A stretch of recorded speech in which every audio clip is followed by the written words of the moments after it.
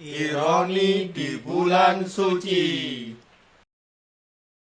Assalamualaikum warahmatullahi wabarakatuh. Teman-teman semuanya, kita ketemu lagi di spesial Booster Ramadan. Udah hari ke-12, hari ke-11, 12. Iyalah, whatever. Semoga masih tetap semangat semuanya. Kemarin kita udah bahas soal scroll sampai jebol. Iya kan ya? Iya, semoga nggak tukar. Nah, hari ini kita mau bahas, biasanya mungkin ini nggak terlalu kebiasaan di kota ya. Mungkin barangkali di kampung-kampung tuh. Habis subuhan, ngantuk, biasanya kan ada kultum subuh tuh, Tat. Tapi kultumnya lagi-lagi tidak 7 menit, bahkan mungkin bisa sampai 17 menit, 70 menit gitu.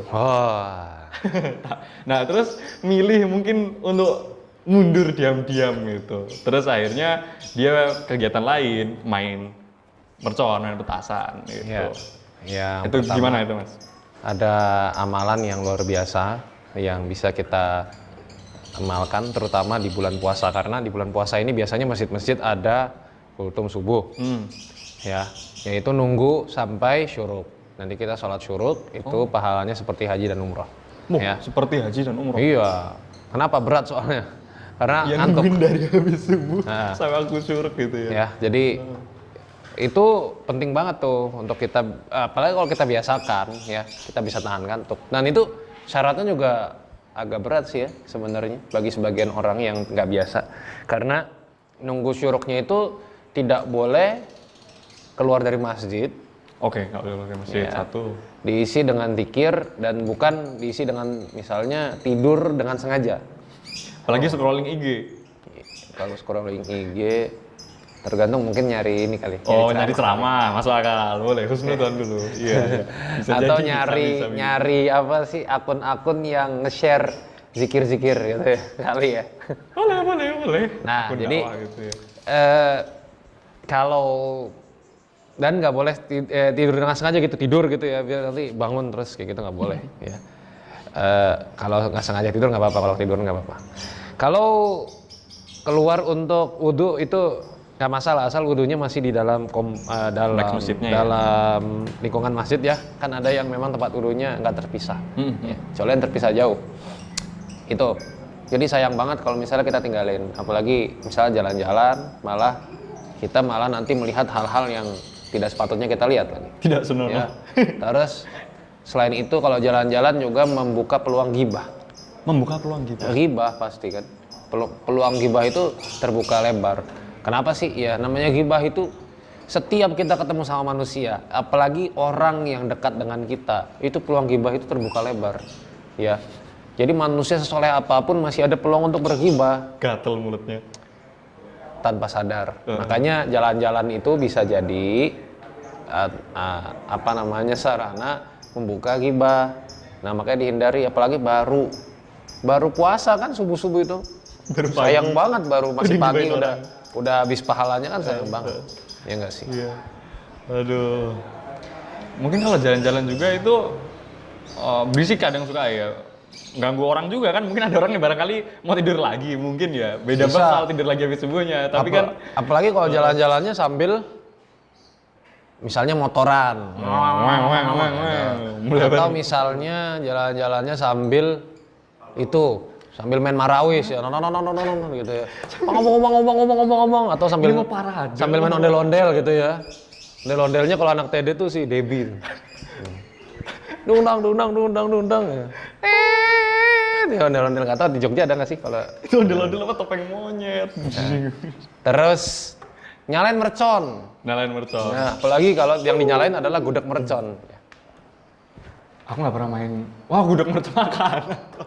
Bibi, gudeg mercon. Oseng-oseng mercon. Seng-oseng mercon itu apalagi batal puasanya. Iya. Nyalain mercon juga itu adalah bentuk kemubadziran ya, mubadir. Bakar duit. Mubadir, bakar duit. Dan apa ya? Ya mungkin sebagian orang merasa bahagia ya dengan mercon. Cuma kan justru mungkin menurut saya pas subuh-subuh itu orang banyak yang terganggu. Karena mungkin ada yang kurang tidur jadi lanjutin tidur, nanti mau kerja jam 7 jam 8. Ada yang mau Suasana ya macam-macam. Ya mungkin ada yang tapping video kayak kita, ya kan? Ada yang ngisi kajian online seperti saya habis subuh. Keganggu lagi ngisi. Dor. Assalamualaikum warahmatullahi wabarakatuh. Dor. Ini lagi agresi militer 2 kayaknya. Innal hamdalillah nahmadu wa nasta'inu wa nastaghfirullah gitu. Ya kan takutnya nanti jamaah tanya, "Ustadz lagi di mana?" "Lagi di Cehnya" gitu. Ustadz lagi di Suriah gitu kan. Kasian ya. Takutnya orang ngira kayak gitu ya. Jadi terganggu orang ini, terganggu ya. Itu paling penting banget untuk kita perhatikan. Jadi kalau teman-teman mau rekreasi, mau rihlah lah istilahnya, ya rihlah tuh nggak salah ya. Jadi jalan-jalan itu kan juga ada dalam anjuran-anjuran kita dalam berislam itu ada salah satunya rihlah. Bahkan Nabi SAW juga dirihlahkan ya kan. Ketika Isra Mi'raj, ya kenapa nggak langsung bertolak dari Makkah langsung ke Sidratul Muntaha, tapi ke Masjidil Aqsa. Itu adalah bentuk cara Allah Subhanahu wa taala untuk menghibur Nabi yang saat itu sedang berada dalam tahun kesedihan. Jadi Nabi aja juga butuh rihlah. Kita juga butuh. Tapi ya intinya sebetulnya teman-teman sekalian, habis subuh, justru subuh itu adalah masa-masa di mana kita tuh dapat banyak inspirasi. Kalau kita belajar itu lebih gampang masuk. Kalau kita ngafalin Quran itu lebih gampang hafal, insya Allah ya. Kalau kita baca Al-Quran itu juga lebih enak, lebih syahdu. Subuh-subuh, belum ada suara mesin penggiling gabah ya. Kalau di kampung, kalau tinggal di kampung pasti ada tuh suara gitu ya. Anak saya paling suka tuh nontonin mesin penggiling gitu. Belum ada suara, ya suara macam-macam lah. Motor-motor yang iya paling suara ayam, suara burung itu kan suara yang lebih natural ya. Iya, gitu. Mungkin ada kaitannya juga sama ini Mas, doa Nabi waktu pagi itu waktu yang berkah gitu.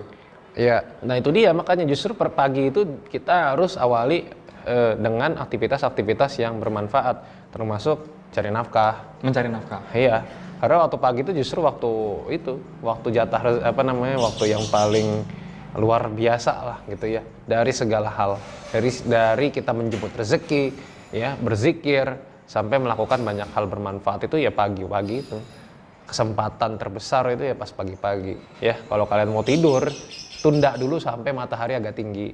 Godaan berat sih memang. Ya, kalau buat teman-teman yang kosong nih kegiatan paginya, ya misalnya nggak ada sekolah, nggak ada kuliah, nggak ada kerjaan, bisa menunda tidurnya sampai jam 7, jam 8, baru tidur tuh. Ya, tidur kan lumayan tuh di situ. Tertidur sampai maghrib. Loh gimana? Malah jadi ulet bulu, jadi kepompong. Tidur dari pagi sampai maghrib, bangun-bangun udah buka gitu. Sama aja kayak di episode yang awal-awal kita bahas dulu gitu kan. Tidur sampai zuhur sholat, habis zuhur sholat, asar, tidur lagi sampai asar. Tidur lagi sampai maghrib. Terus alibinya, loh kan kita hidup menunggu waktu sholat, saya menunggu dengan cara tidur gitu. Tahu sendiri kalau tidur, pernah nggak tidur sore? Pas bangun jam 5:30 kayak subuh ya? Ngiranya, oh ini kok udah subuh lagi, mangkat belum sahur. Sekolah dulu gitu. Itu ada yang seperti itu ya, makanya tidur sore itu nggak bagus ya. Kata Nabi, tidur sore itu bikin gila. Termasuk tergila-gila sama kamu.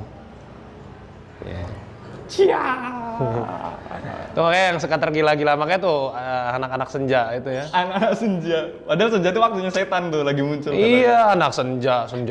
Aku suka senja, cinta senja doang, maghriban enggak. Daripada diganggu setan, lebih tidur pas senja. Enggak. Yo. Daripada diganggu setan, mendingan kita gangguin setan. Ayo setan, ayo lo. Gimana caranya? Ya udah itu dulu buat Ironi kali ini. Teman-teman semuanya jangan lupa subscribe channel Teras Dakwah, follow IG @adika.pk dan IG @zaki_zr. Pantengin terus channel Teras Dakwah ironi-ironi berikutnya. Jangan lupa share ke teman-teman ya. Terima kasih banyak. Assalamualaikum warahmatullahi wabarakatuh. Waalaikumsalam.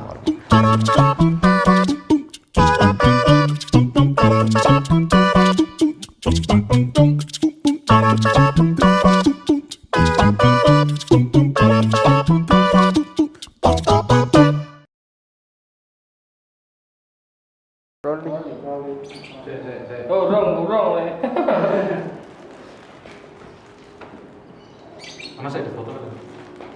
Oh, aku orang moto. Yang foto? Engko